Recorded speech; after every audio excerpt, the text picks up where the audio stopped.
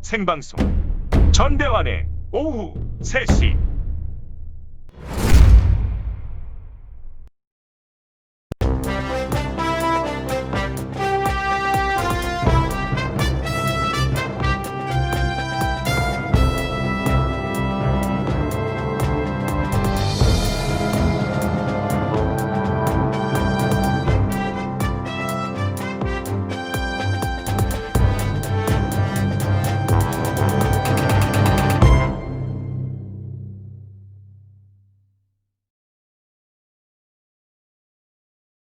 존경하는 시청자 여러분, 생방송 전대환의 오후 3시 함께 해주셔서 감사합니다.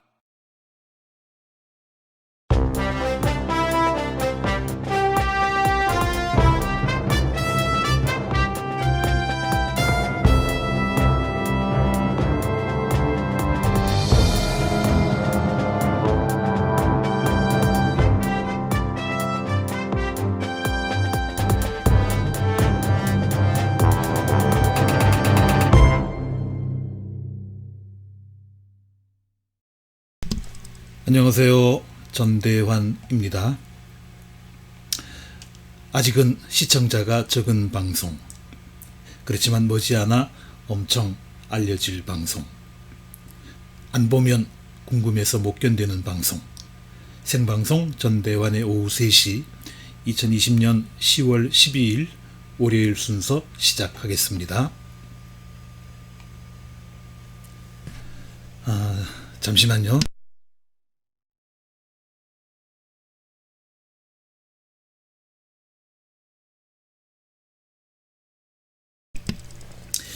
아직 이게 초보라서 그렇겠죠. 방송만 시작하면 자꾸 잠긴 침이 나려고 합니다. 방금 제가 생방송이라고 말씀을 드렸는데 일단 실토부터 해야겠습니다. 오늘도 오후 3시에 방송이 나가고 있습니다만은 사실 지금 방송은 생방송은 아니고요. 오늘 새벽에 제작된 내용입니다. 아마 제가 지금쯤은 다른 곳에 가 있을 거예요.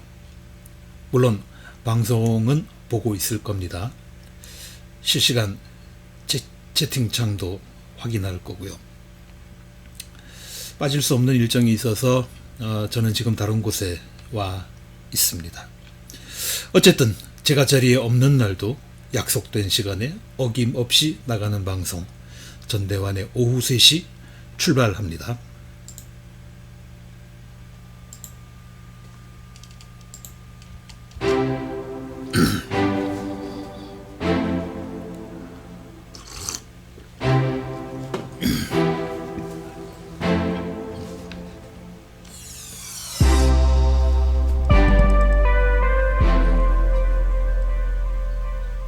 전대환의 노노 이야기.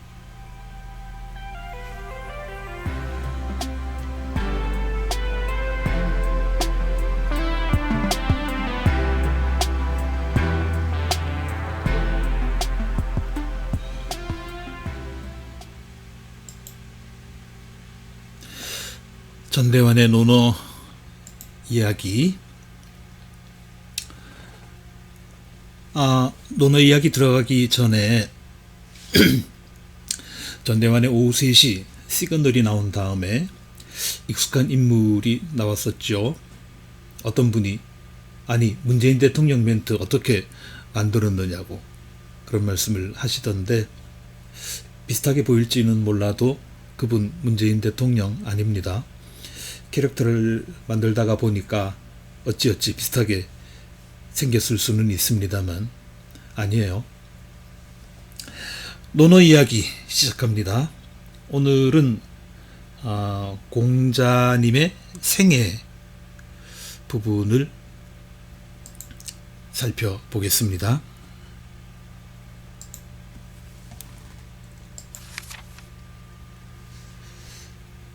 일단 확대를 좀 하고요. 자, 책을 보실 때 일반적으로는 뭐 학문적인 책이 아니면 이렇게 각주가 별로 많지는 않지만 저는 뭐 꼭 굳이 논문이나 학문적인 그런 책이 아니더라도 각주를 뭐 이 책은 물론 연구서니까 당연히 써야 되겠지만 다른 책들에도 이렇게 각주를 가끔 다는 일이 있습니다. 그런데 이거는 지은이가 꼭 필요해서 다는 거예요. 그냥 패스해도 크게 상관은 없지만 그래도 한 번씩은 읽어보시는 것이 좋습니다. 공자의 출생에서 아까 1번 달아놨지 않습니까? 1번 각주를 보면 공자의 일생에 대한 내용은 논어, 우리가 지금 읽고 있는 논어책, 그리고 사기세가, 사기라고 하는 책이 있잖아요. 유명한 책이 중국 고전이죠. 그 사기의 논어, 공자에 대한 얘기들이 많이 나옵니다. 그리고 또 사기열전, 그리고 공자가어, 이런 책들에 근거해서 공자님의 일생을 한번 이렇게 정리를 해 본 건데, 이 책들 사이에서도요 약간의 내용 차이가 있습니다. 그리고 이런 책들이 다 상당히 오래된 책들이거든요. 뭐 몇백 년, 몇천 년 그런 오래된 책들이기 때문에 현재 시점에서는 정확한 사실관계를 파악하기가 쉽지 않습니다. 그래서 책마다 약간씩 좀 다를 수가 있는데 저도 역시 그 한계를 벗어날 수 없습니다. 틀을 깨지 않는 한도 안에서, 그러니까 뭐 전체적인 큰 맥락이 흐트러지지 않는 한도 안에서 약간의 자의적인 표현 들어가 있을 수도 있다는 것을 미리 아시면 좋을 것 같습니다. 잠깐 읽어 볼까요? 멀고 먼 옛날, 흔히 춘추 시대라고 그러는데, 기원전 551년경 지금의 중국 땅 노나라에 숭냥흘이라고 하는 남자가 있었습니다. 공자의 아버지이죠. 그런데 공자님이 기원전 551년, 그러니까 지금으로부터 2500년 전 인물이죠. 석가모니 부처님도 그 비슷한 시대 인물이에요. 예수 그리스도 같은 경우에는 지금부터 2000년 전 기원, 그때부터 기원 원년이 시작이 되니까 그때 인물이고요.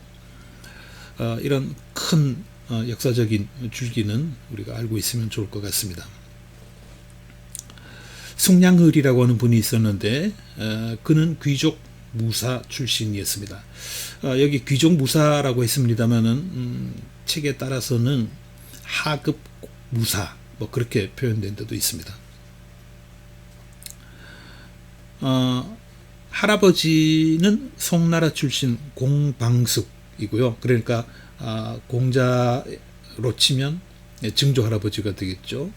아버지는 백하,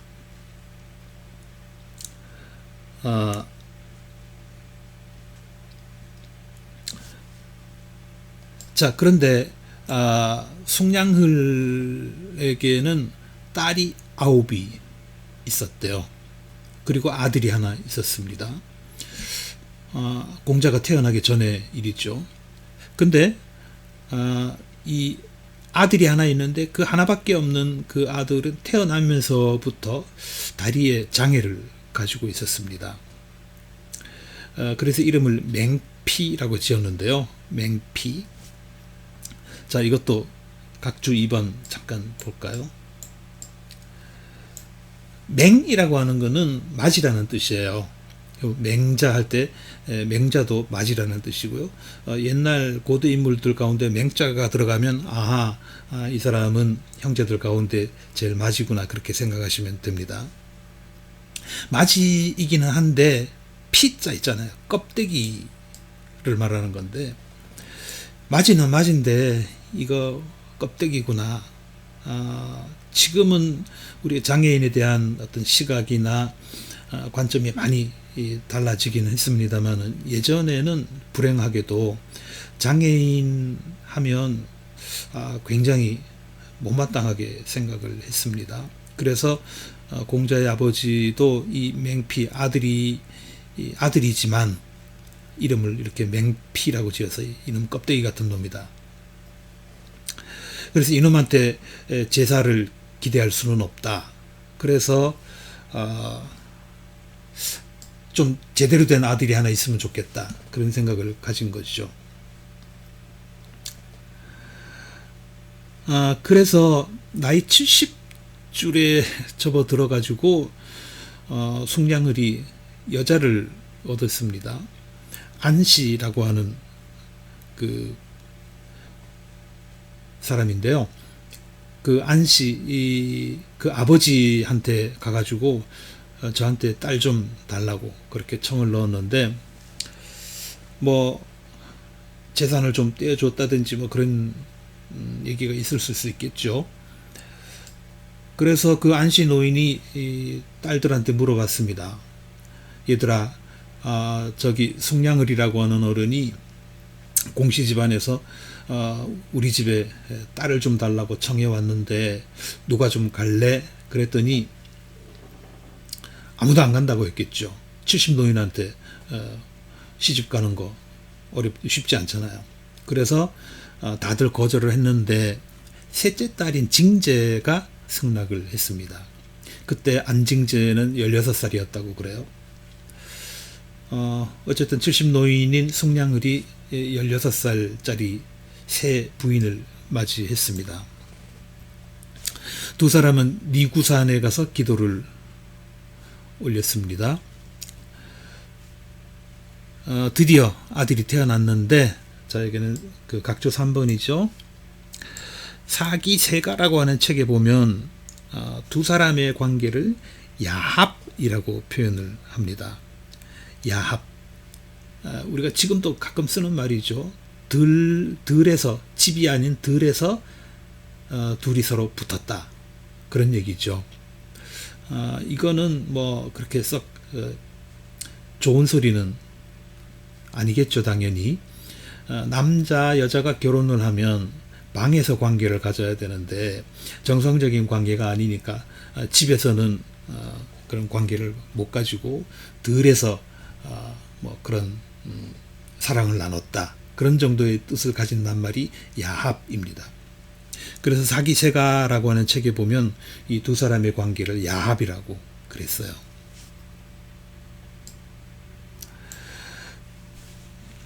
그래서 아들이 태어났는데 이름을 구라고 했습니다. 그래서 공자의 이름은 우리가 흔히 공자 그러는데 그거는 존칭이고요. 원래 이름은 구입니다. 공구씨예요. 태어났을 때 보니까 머리 중간이 움푹 패여 있는 거죠. 그래서 구라고, 구릉이라고 하는 뜻에서 이름을 구라고 했을 수도 있고, 또 니구산에서 기도해서 태어났다 해서 구라고 불렀을 수도 있습니다. 뭐 자세한 내용은 잘 모르고요. 그 아들이 우리가 아는 공자입니다. 이렇게 참 우여곡절 끝에 70 넘은 노인이 어찌어찌해서 아들을 낳았는데 뭐 결과는 우리한테 뭐 괜찮았죠. 공자는 자는 중리라고 했고요. 중리, 여기 지금 중자가 들어갔잖아요. 각주 잠깐 볼까요? 마지는 맹이라고 그랬죠. 그리고 둘째는 중자를 썼습니다. 그러니까 이름만 봐도 이 사람이 둘째구나, 형이 있었겠구나 하는 걸 짐작할 수 있습니다.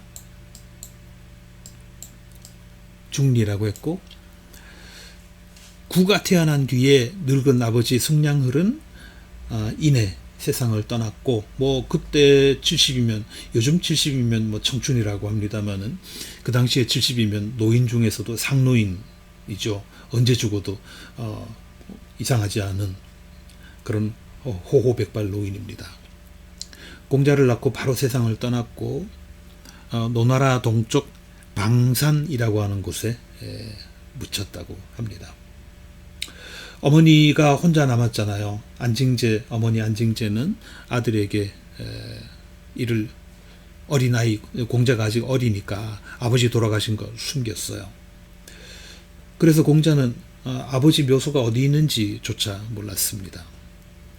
아마 그랬겠죠. 안씨가 정실 부인이 아니잖아요. 그래서 본가에서 아들이 있다 하는 것을 알면 아들 뺏길까봐 그랬을 수도 있겠죠.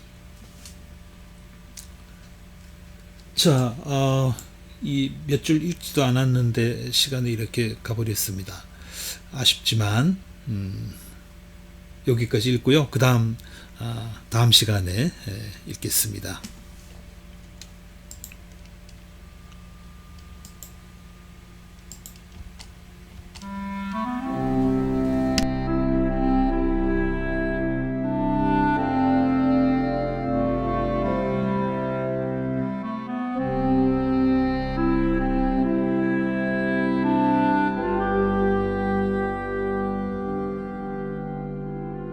전대환의 성경 이야기.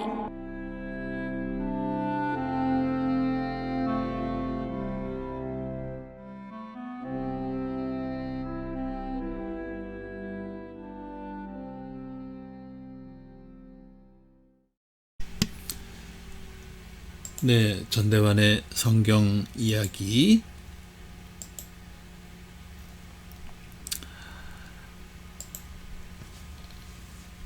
지난 시간에 창세기 1장 1절부터 2절까지 읽었죠. 거기 보면 하나님께서 천지를 창조하셨다, 그렇게 선언이 되어 있는데, 이 창조라고 하는 것이 정말 굉장히 매력 있는 작업이에요. 세상에는 세 유형의 사람이 있다고 합니다. 여러분은 어떤 유형인지 한번 생각해 보시기 바랍니다. 첫째는 시키는 것만 하는 사람. 이거 해라 저거 해라 하면 시키는 거는 잘 하는데 자기가 뭐 일을 찾아서 한다든지 그런 게 아니고 그냥 시키는 것만 하는 유형이 있습니다. 발전 가능성이 적겠죠. 둘째는 자기가 맡은 일을 알아서 하는 사람. 뭔가를 일을 맡았으면 그 맡은 일에 대해서는 아주 알아서 잘 처리를 합니다. 우리가 일반적으로 뭐 이런 사람을 가리켜서 유능한 사람이라고 그러죠. 그리고 셋째는 스스로 일을 만드는 사람. 스스로 일을 만드는 사람이에요. 그러니까 첫째 유형, 시키는 것만 하는 사람은 피동형 인간이라고 할 수 있겠고, 자기가 맡은 일을 잘 해내는 사람은 능동형 인간, 그리고 셋째, 일을 만들어서 하는 사람은 창조형 인간, 뭐 그렇게 이름을 붙일 수 있겠습니다. 천지를 창조하신 하나님은 당연히 세 번째 유형에 속하겠죠. 왜 성경에 보면 그 사람은 하나님의 형상을 따라 창조됐다, 하나님의 모습을 따라 창조됐다, 그렇게 기록되어 있지 않습니까? 그렇다면 우리도 창조형 인간이 될 때에 하나님의 모습을 닮은 그런 하나님의 뜻에 알맞은 그런 인간이 아닐까, 그렇게 생각합니다. 피동형 인간은 좀 곤란하고요. 능동형 인간도 뭔가 조금 부족하고, 창조형 인간이 될 때 비로소 하나님을 닮은 사람이다, 그렇게 말할 수 있을 것 같습니다. 오늘은 창세기 1장 3절부터 5절까지를 보겠습니다. 지난번에 1장 1절 2절 읽고 오늘 1장 3절부터 5절까지 하니까 이거 깨알같이 한 절 한 절 다 뭐 읽는가 그렇게 생각하시지만 그런 건 아니고요. 앞에 중요한 부분이니까 한번 읽어보는 겁니다. 먼저 그 내용을 잠깐 보죠. 3절 하나님이 말씀하시기를 빛이 생겨라 하시니 빛이 생겼다 그랬습니다. 하나님이 말씀하시기를 빛이 생겨라 하시니 빛이 생겼다. 자, 그 다음에 개역 개정판을 보겠습니다. 하나님이 이르시되 빛이 있으라 하시니 빛이 있었고 그랬죠. 자, 그 다음에 CEV 영문 성경입니다. God said 하나님께서 말씀하셨다. I command 아시죠? 명령하다.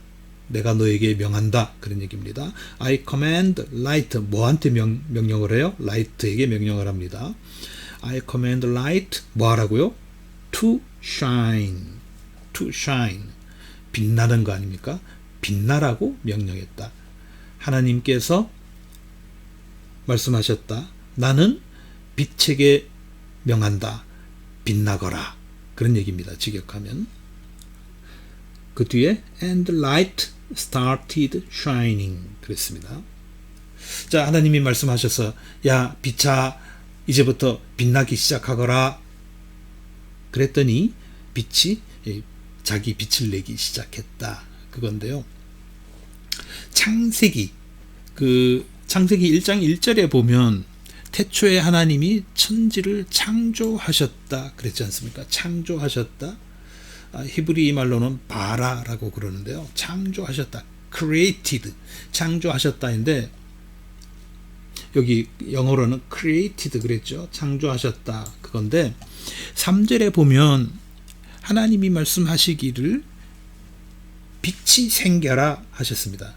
자, 일반적으로 생각할 때 God created light 이렇게 기록했을 법한데 하나님이 빛을 창조하셨다 이렇게 기록되어 있지 않을까 생각이 되지만 그게 아닙니다. 하나님이 말씀하시기를 빛이 생겨라. 세번역 성경에는 빛이 생겨라 그랬고요. 개역 개정판에는 빛이 있어라 그랬고요.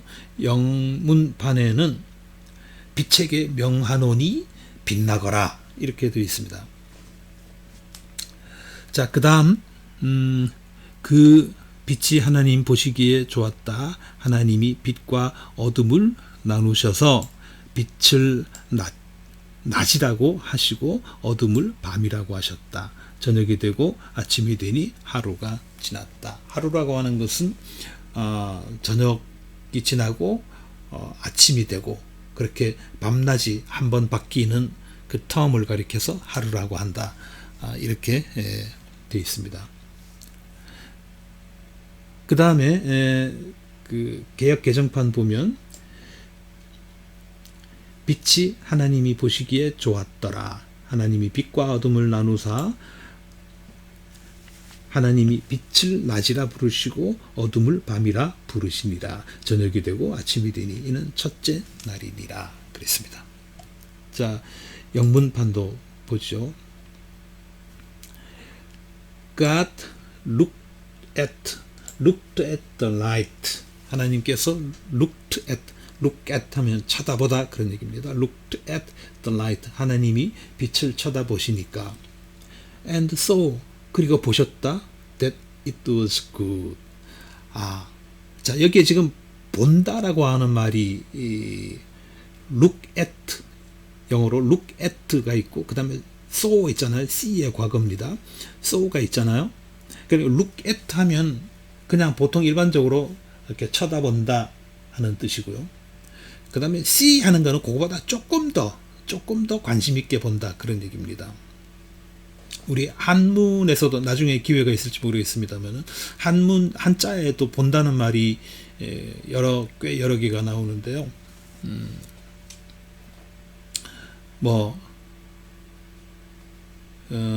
예를 들어서 아주 자세히 본다는 뜻을 가진 말이 있고 이렇게 서서 멀찍이 본다는 말도 있고 왜 볼견자 있잖아요. 볼견자 볼견자는 눈목자 밑에 그 다리 같은 게 두 개가 달렸죠. 그러니까 그거는 이렇게 서서 쳐다보는 거예요. 볼견.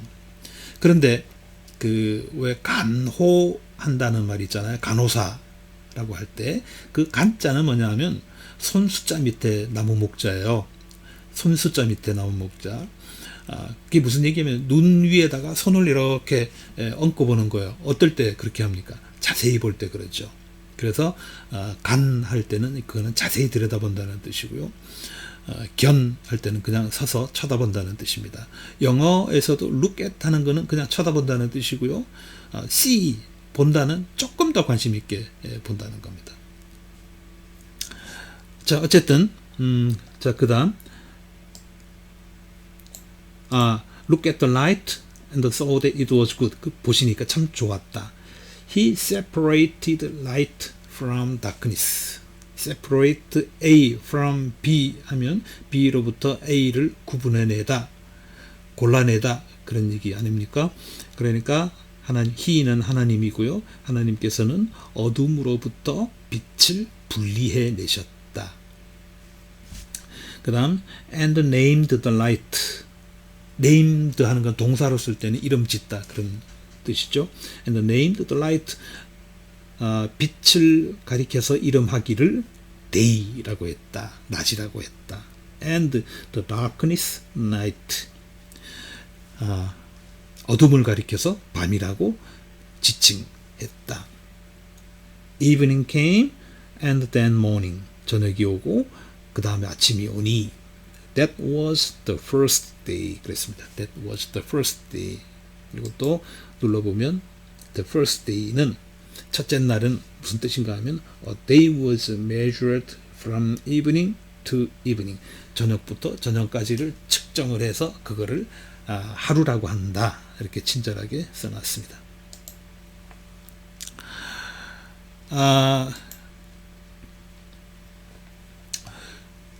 이렇게 하나님께서 빛이 생겨라 하시니까 빛이 생겼다 그랬는데 글쎄요. 그 옛날에는 밤만 되면 완전히 어둠 자체였지 않습니까? 그냥 깜깜했죠. 근데 요즘은 밤이고 낮이고 언제나 빛이 있습니다. 뭐 전기라고 하는 게 이거 굉장히 혁명이잖아요. 전기라고 하는 게 발명이 되고 나서 세상이 완전히 휘황찬란하게 됐습니다만은 그래서 우리는 밤에도 뭐 어둠이라고 하는 걸 그렇게 별로 실감을 못해요. 스위치만 누르면 언제든지 전기가 켜지니까. 그런 우리한테 이 태초의 빛, 태초에 하나님께서 빛이 생겨라 하신 것, 이 사건, 이게 어느 정도 실감이 될지는 모르겠습니다. 그렇지만 예전에 전기가 없던 시절을 경험하신 분들이라면 빛이 생겼다고 하는 게 이게 얼마나 대단한 일인지 느낄 수 있을 겁니다. 아까 말씀드렸는데 여기 보시는 것처럼 하나님께서 빛을 창조하셨다고 이렇게 직접적으로 하지는 않았죠. 그냥 빛이 생겨라 하셨습니다. 또는 빛이 있어라. 이거는 개역 성경, 공동번역 성경, 또 우리가 지금 방금 본 세번역 성경 다 공통입니다. 영문 성경도 그렇고요. 히브리어 성경을 봐도 빛을 창조하셨다가 아니고 빛이 있어라 하는 말이 옳다는 걸 알 수 있습니다.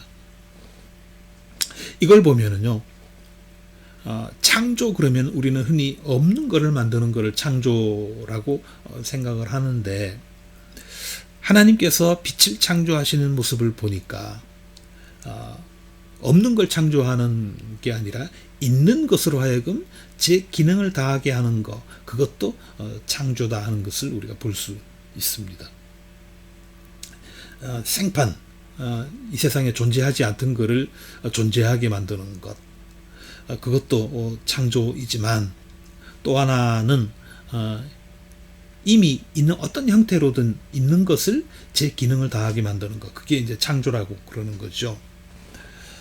예를 들면 우리가 아이들을 키운다고 할 때 없던 아이를 태어나게 하는 거, 뭐 그것도 하나의 창조적인 일이기는 하죠. 근데 거기다가 더해서 아이가 제 구실을 다하도록 하는 것, 그것도 중요한 창조 행위다 하는 겁니다. 아이뿐만 아니라 우리가 어떤 일을 하든지 우리 물건도 마찬가지고요, 사람도 마찬가지고요. 어떤 물건이나 사람이나 제 구실을 다하도록 만드는 것, 그것도 굉장히 중요한 창조 행위다 하는 거 우리가 기억하면 좋겠습니다. 오늘도 저나 여러분이나 창조형 인간이 되면 좋겠습니다.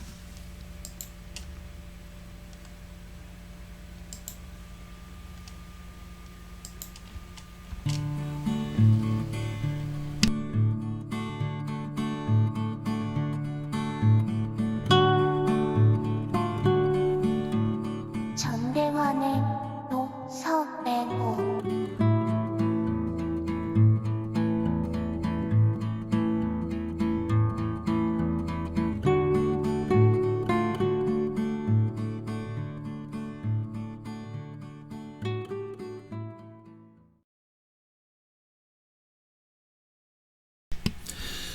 독서 메모. 자, 오늘은 성경에서 독서 메모로 옮겨가겠습니다.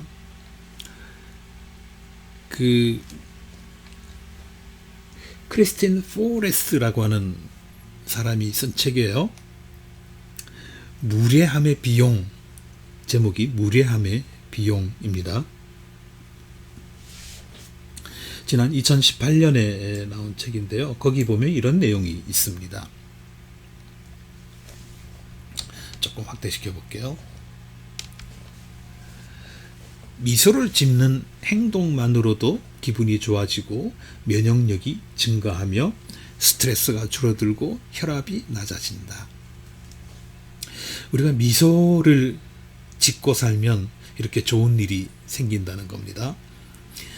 기분이 좋아지고 면역력이 증가하면 스트레스가 줄어들고 혈압이 낮아진다. 또한 심장마비의 위험성이 적어진다. 굉장히 건강에 유익한 거라는 얘기네요. 한 번 웃으면 초콜릿바 2,000개를 섭취하는 것에 필적하는 수준으로 뇌를 자극할 수 있다. 초콜릿바 2,000개. 웃는 얼굴은 수명과도 관련이 있다. 이와 관련된 재미있는 연구가 있다. 1952년 시즌 메이저리그 야구 선수들의 얼굴이 담긴 야구 카드를 연구한 결과 웃는 얼굴인지 아닌지를 기준으로 선수들의 수명이 달랐다는 사실이 밝혀졌다. 활짝 웃는 선수들의 평균 수명은 79세였지만 별로 웃지 않는 선수들의 평균 수명은 72세였다. 웃는 얼굴 덕분에 7년을 더 살았다는 이야기다. 지금은 뭐 평균 수명 자체가 80이 넘으니까 뭐 79세까지 살았다고 해서 뭐 대단한 것은 아니지만 이 당시 1952년이면 평균 수명이 글쎄요, 정확하게는 제가 지금 안 찾아봤습니다만 지금보다는 한 최소한 1, 20년은 적었을걸요. 그때 79세까지 살았다고 하는 것은 굉장히 장수했다는 얘기입니다. 야구 선수들이니까 뭐 건강은 하겠죠. 그래서 선수들 평균 수명은 72세인데 웃는 얼굴을 하는 사람은 79세까지 살았다. 글쎄요, 지금도 좀 이런 구체적인 조사를 해보면 뭐 이런 현상이 나타날 겁니다. 그 다음 보시오. 웃음은 전염성이 강하다. 말 한마디 없이 미소만으로 사람들을 편안하게 해주고 공감대를 형성하고 영감을 불어넣을 수 있다. 스웨덴 학자들은 행복한 얼굴의 그림을 쳐다보는 것만으로도 입 주위 근육들이 금세 위로 올라가 미소를 짓게 된다는 사실을 발견했다. 왜 그 여성들이 임신을 하면 어른들이 늘 하는 소리가 있죠. 항상 좋은 음식만 먹어라, 좋은 소리만 들어라, 아름다운 음악을 들어라, 예쁜 광경을 봐라, 그렇게 강조를 합니다. 왜냐하면 그 임산부는 쳐다보는 것이 자기만 보는 게 아니고, 또 먹는 것이 자기만 먹는 게 아니고, 태아까지 함께 먹고 마시고 보고 듣고 하는 것이기 때문에, 그래서 태교가 중요하다 하는 건데, 꼭 태아가 있을 때만 그럴 게 아니라 평소에도 우리가 좋은 것을 자꾸 보면, 그리고 여기 나와 있는 것처럼 미소 짓는 모습을 자꾸 보고 그렇게 긍정적인 일을 많이 생각하고 듣고 하면 우리 삶이 달라질 겁니다. 스웨덴 학자들이 연구했다는데, 학자들이 연구해서 라기보다도 그냥 우리가 상식적으로도 알 수 있는 일이겠죠. 리더십의 대가들은 서로의 얼굴이 보이지 않는 전화 통화를 할 때도 미소를 지으라고 조언한다. 서로 얼굴은 보이지 않아도 전화 통화를 할 때도 미소를 짓고 있는 사람의 음성과 그렇지 않은 사람의 음성은 달리 들릴 겁니다. 미소를 지어야 목소리가 더 긍정적이고 친근하게 들리기 때문이다. 자, 지금은 우리가 그 유튜브 방송이 이 화면도 나가지만 제 얼굴은 지금 안 나가고 있는데 제가 지금 미소를 짓고 있다, 그런 생각이 드시나요? 그래서 저도 아직 자신은 없습니다. 가급적이면 그렇게 하려고 노력은 하고 애를 쓰기는 하는데 이게 사실은 잘 안 되기는 하죠. 그렇지만 그럼에도 불구하고 언제나 미소 짓는 모습으로 우리가 살 수 있으면 좋겠습니다. 왜 그런 얘기 하죠? 기쁜 일이 있어서 웃는 것이 아니라, 웃으면 기쁜 일이 생긴다. 또 좋은 일이 있어서 감사하는 것이 아니라 감사하면 좋은 일이 생긴다. 그런 얘기를 많이 하는데 이거는 정말 진리인 것 같습니다. 언제든지 우리가 미소 지으면서 웃으면서 살면 좋겠습니다.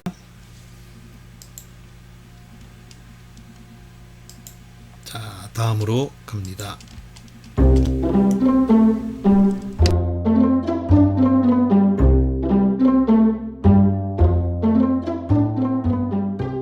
전대환의 SNS 이야기.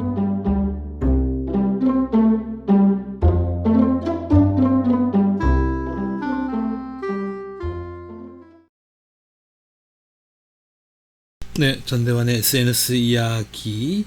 오늘도 트위터의 내용을 먼저 살펴보겠습니다.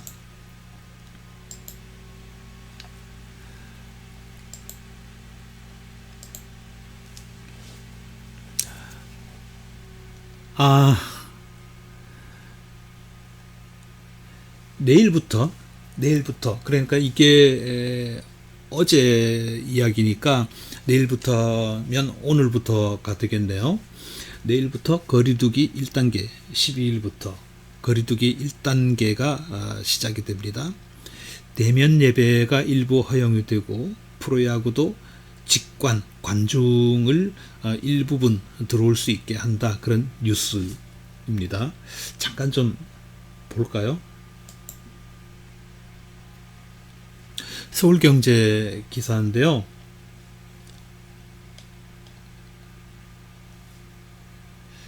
전국 사회적 거리두기 단계가 12일부터 1단계로 하향 조정된다.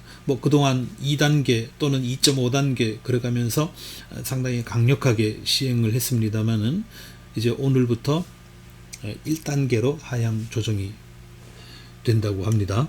이에 따라 수도권의 경우 실내 50인, 실외 100인 이상 집합이나 모임 금지 조치가 자제로 완화되고, 그동안에 교회나 이런 집회들이 상당히 제약을 많이 받았는데 이제 좀 숨통이 좀 트일 모양입니다. 그동안 영업이 금지됐던 고위험 시설의 영업도 재개된다. 다만 방문 판매 등 직접 판매 홍보관에 대해서는 집합 금지를 유지하는 등 필요한 조치를 유지한다. 또 집단 감염이 지속 중인 수도권의 음식점, 공연장 등 16종 시설도 방역 수칙을 의무적으로 지켜야 한다. 좀 완화가 되긴 했지만 방역 수칙은 여전히 우리가 잘 지키는 것이 좋겠다 하는 그런 방역 당국의 당부입니다. 여기까지만 보고요. 이렇게 조금 완화가 돼서 훨씬 좋습니다만은 그래도 우리 각자가 주의를 많이 해야 되겠죠. 자, 그 다음에 그 여론조사 관련된 트윗을 이분이 올렸는데, 그 여론조사에 대해서는 최근에 이런 그 수칙 사항이 뭘 밝혀야 될 일들, 이런 것들이 굉장히 좀 엄격해졌죠. 일단은 잠깐 좀 내용을 보겠습니다. 국힘당, 국민의힘을 말하는 거겠고요. 국힘당 지지율 6% 폭락 그랬습니다. 이 내용을 지금 안에 들어가 보지는 않았습니다만은 우리가 일반적으로 볼 때, 여론조사를 볼 때 보통 오차 범위라는 게 있잖아요. 오차 범위.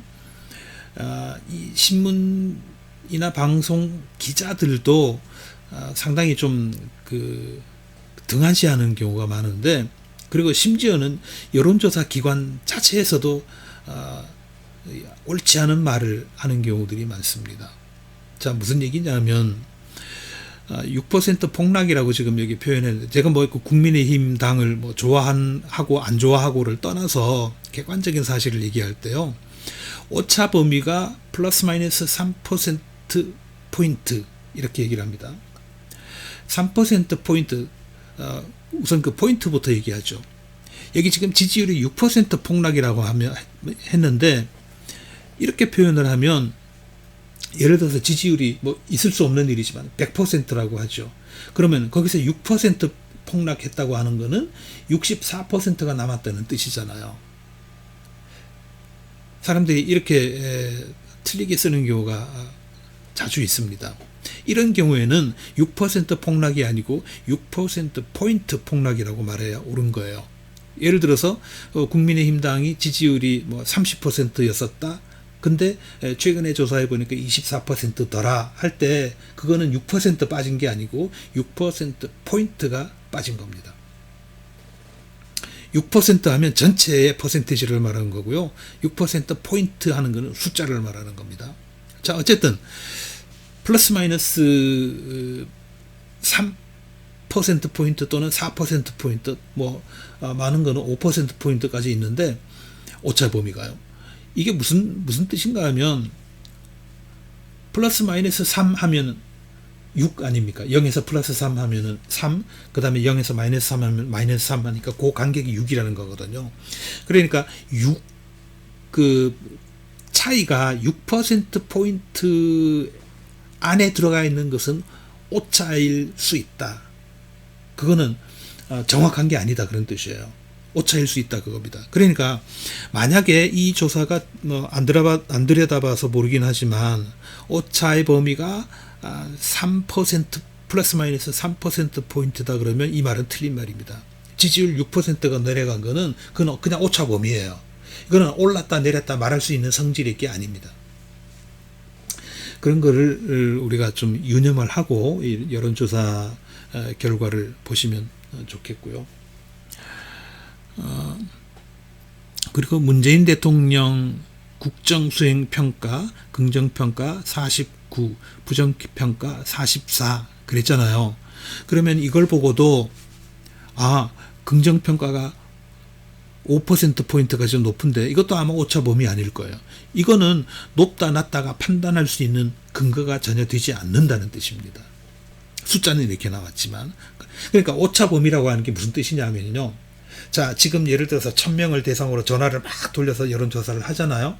그러면 예를 들어서 그때 그 지지율이 뭐 한 50%가 나왔다 하면, 똑같은 상황에서 똑같은 조건으로 여론조사를 한 번 더 했을 때, 그때는 6% 플러스 마이너스 3% 포인트라고 하는 거는 50%가 나왔으면은 53%가 나올 수도 있고 47%가 나올 수도 있고 언제든지 이 재조사에 따라서 이걸 랜덤이라는 뜻이에요. 원칙적으로는 여론조사 원리가 그랬습니다. 자, 어쨌든 각 정당 지지율 호감도 민주당의 35%, 국민의힘당 21%. 이거는 35에서 21이면은 14% 포인트 차이가 나는 거죠. 이거는 이런 경우에는 비로소 민주당이 국민의힘당보다 지지율이 높다 이렇게 말을 할 수 있습니다. 오차 범위에서 높다 하는 건 틀린 말이에요. 오차 범위에서는 높고 낮은 게 있을 수가 없습니다. 그냥 오차 범위인 거죠. 문재인 대통령 남북 종전선언 제안에 김정은 위원장 긍정적인 반응으로 향후 남북 관계 개선될 것이다. 이렇게 보는 사람들이 많았다. 그러는 건데, 그리고 또 하나 그 여론조사 기관에서요, 물어보지도 않고 뭐 이 사건 때문에 대통령 지지율이 올랐다 내렸다 그렇게 뭐 분석이라고 내놓는 경우가 있는데 그거 다 거짓말입니다. 그런데 그게 오차범위 밖인 것 같으면 또 모르겠는데 오차범위 안에서 2%포인트 3%포인트 오르락 내리락 하는 거를 이것 때문에 이렇게 올랐다 이것 때문에 내려갔다 하는 거 그건 완전히 거짓말입니다. 그래서 우리가 여론조사를 결과를 볼 때는 항상 주의해서 봐야 돼요. 자, 이 그래프에서 보면 53하고 40이면 13%포인트잖아요. 그러면 이거는 차이가 난다. 긍정평가가 높다. 그렇게 말할 수 있지만 예를 들어서 여기에 긍정평가가 49%고 부정평가가 44%다 하는 거는 이거는 높다고 말할 수 없다는 뜻이에요. 이게 높은 게 아닙니다. 그냥 오차범위 아닌 거고요. 그리고 지금 여기는 이 여론조사 방법이나 그런 것들도 안 적혀 있는데 오차범위가 얼마인지 지금 표시가 안 돼 있는데 이런 트윗이나 이런 글을 쓸 때는 반드시 그거를 밝혀야 됩니다. 여기 스레드에 혹시 나와 있는지 모르겠네요. 여기 나와 있네요. 10월 11일 어제네요. 한국 리서치 등 4개 여론조사기관 공동조사 결과가 그렇다 하는 건데 조금 더 자세한 그 조사 방법이나 이런 것들을 좀 표시를 했으면 더 좋았지 않을까 싶은 생각이 듭니다. 네, 그렇고요. 이것도 재밌는 트윗이네요. 말 한마디의 가격.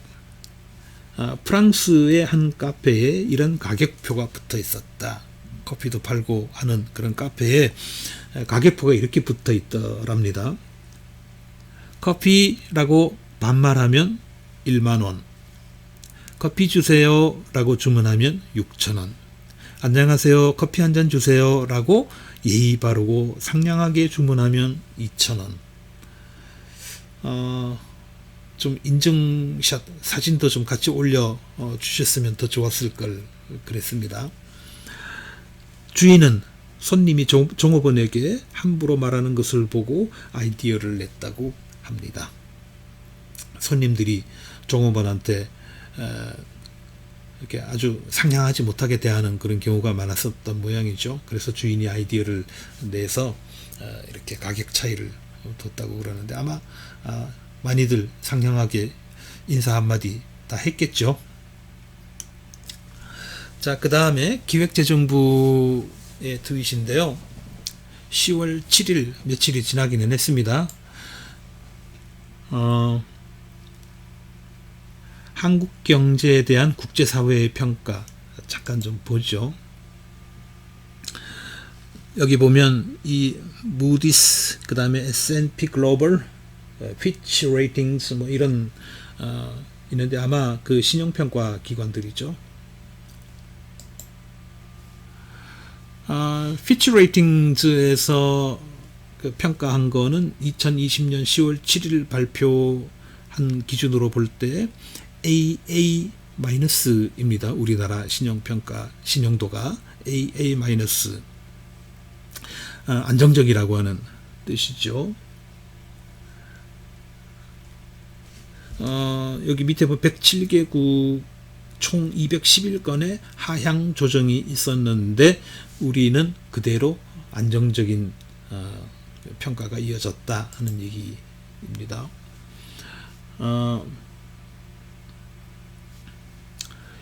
2020년 성장률을 보면 피치가 전망을 한 것을 보면 AA 등급, 그러니까 그래도 신용도가 괜찮다고 생각되는 그룹 나라들, 국가들의 중간값이 마이너스 7.1% 성장할 거다, 그런 전망을 내놨는데 한국은 1.1%, 이것도 아마 마이너스일 겁니다. 1.1%. 뭐 굉장히 그 경기 침체의 영향을 덜 받는다는 소리겠죠. 그 다음에 2020년의 재정적자, 국가경제의 재정적자 수준은 AA 등급의 중간값이 8.6% 인데 한국은 4.4%. 이것도 굉장히 다른 나라들에 비해서는 영향을 아주 적게 받았다, 그런 내용인 것 같습니다. 그러면 우리나라뿐만 아니라 다른 나라들의 형편은 어떤가 하는 것이 좀 궁금하기는 하죠.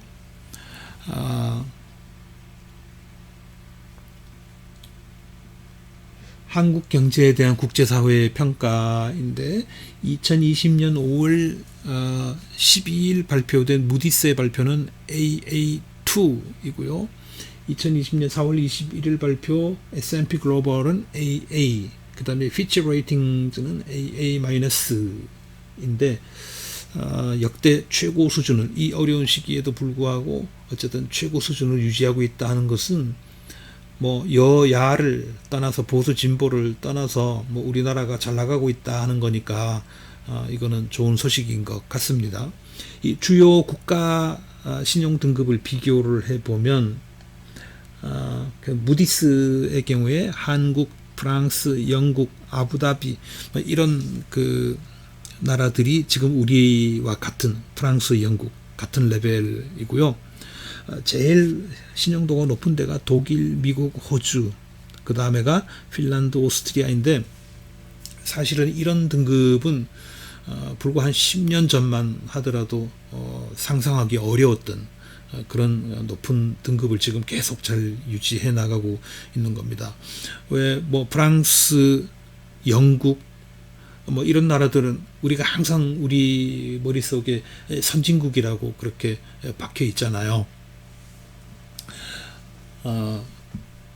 우리가 도저히 따라갈 수 없는 그런 선진국들이라고 우리가 생각을 하고 있었는데 이제는 뭐 같이 어깨를 나란히 하고 오히려 그들보다 더 잘 나가는 경우도 많이 있는 게 우리나라의 현실입니다. 자, 여기 정세균 총리가 쓴 트윗, 사회적 거리두기 관련, 전국의 사회적 거리두기 1단계를 단계를 1단계로 조정합니다. 시설의 운영 중단은 최소화하되 대상별 위험도에 따라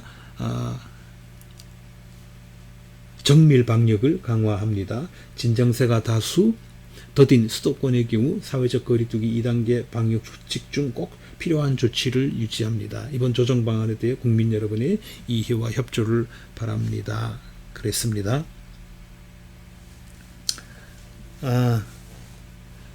하나만 더 보죠.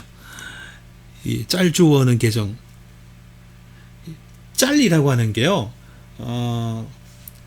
많이 쓰는, 젊은 친구들이 많이 쓰는 건데, 짤이라고 하는 게 뭐냐면, 그냥 그림이라고 생각하시면 됩니다. 이게 어디서 유래한 거냐 하면, 그, 유명한 커뮤니티 중에 This Inside라고 하는 게 있어요.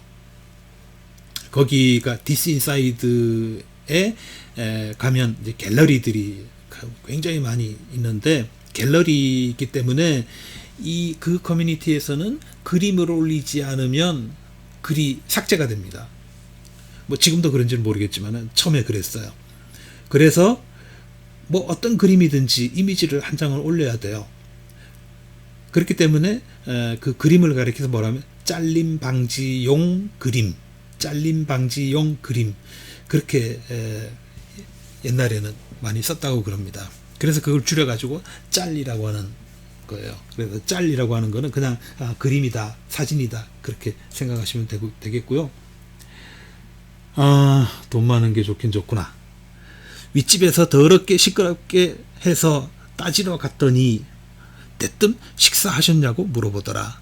그리고 지금 공사 중인데 좀 걸릴 것 같다고. 식사 안 하셨으면 이걸로 식사하고 오시라고 5만 원을 쥐어주더라. 순식간에 짜증이 사라졌음. 그래서 돈이 좋구나, 그런 거네요. 뭐 그것도 한 방법이기는 하겠습니다. 돈 5만 원 주고 식사하고 오라 그러는데 그거 팽개칠 사람 많지는 않겠죠. 자, 여기까지 SNS 봤습니다.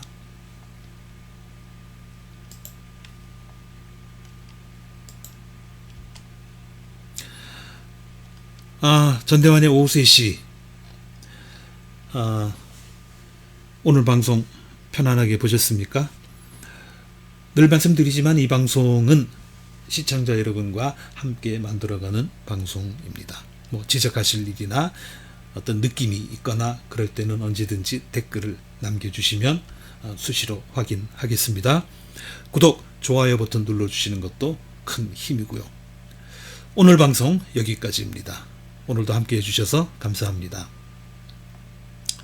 시청자 여러분, 편안한 오후 보내십시오. 저는 내일 다시 오겠습니다.